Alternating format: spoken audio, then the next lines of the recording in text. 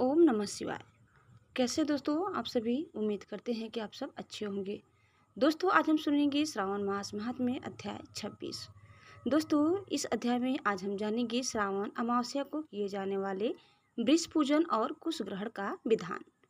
ईश्वर बोले, हे सनत कुमार, श्रावण मास में अमावस्या के दिन जो करनी है उसको तथा प्रसंगवश जो कुछ अन्य बात मुझे याद आ गई है उसको भी मैं आपसे कहता हूँ। पूर्व काल में अनेक प्रकार के महान बल तथा पराक्रम वाले, जगत का विध्वंस करने वाले तथा देवताओं का उत्पीड़न करने वाले दुष्ट दैत्यों के साथ मेरे अनेक युद्ध हुए। मैंने शुभ वृषभ अर्थात नंदी पर आरूढ़ होकर संग्राम किए, किंतु महाशक्तिशाली तथा महापराक्रमी उस वृषभ ने मुझको नहीं छोड़ा।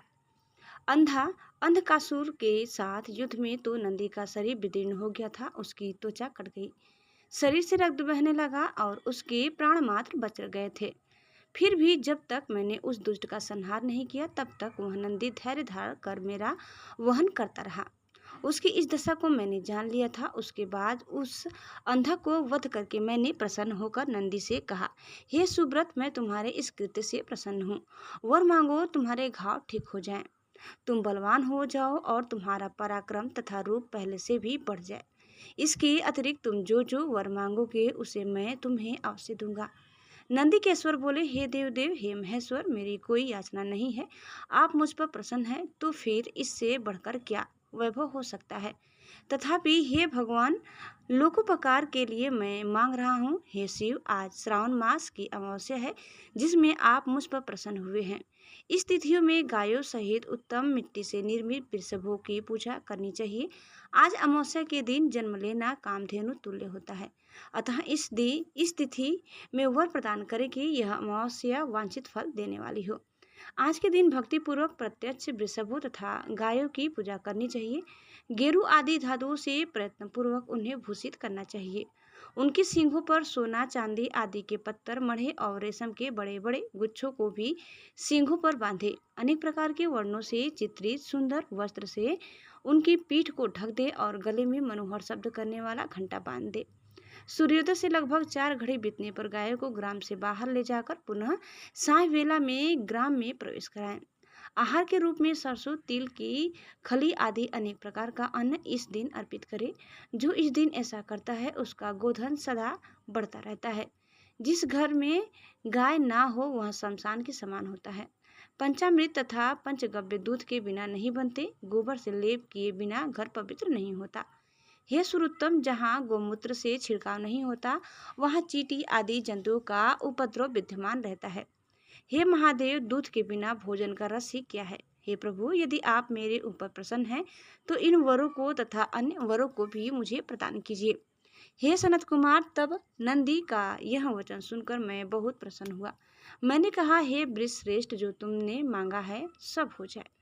हे नंदीन, इस दिन का जो अन्य नाम है उसे भी सुनो।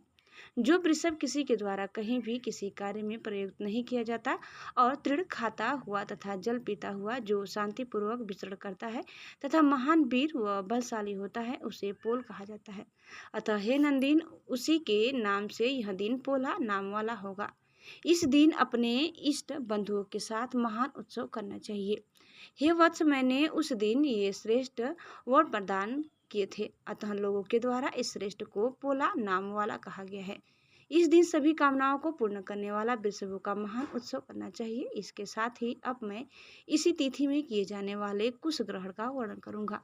श्रावण मास की अमावस्या के दिन पवित्र होकर कुशों को उखाड़ लाए। वे कुश सदा सदा ताजे होते हैं, उन्हें बार बार प्रयोग में लाना चाहिए।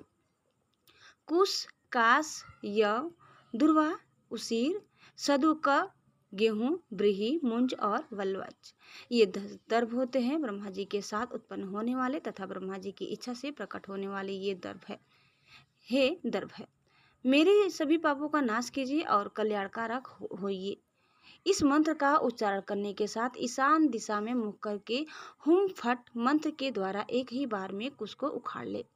जिनके अग्रभाग टूटे हुए ना हो तथा शुष्क न हो वे हरित वर्ण के कुश श्राद्ध कर्म के योग्य कहे गए हैं और जड़ रहित कुश देव कार्य तथा जप आदि में प्रयोग के योग्य होते हैं।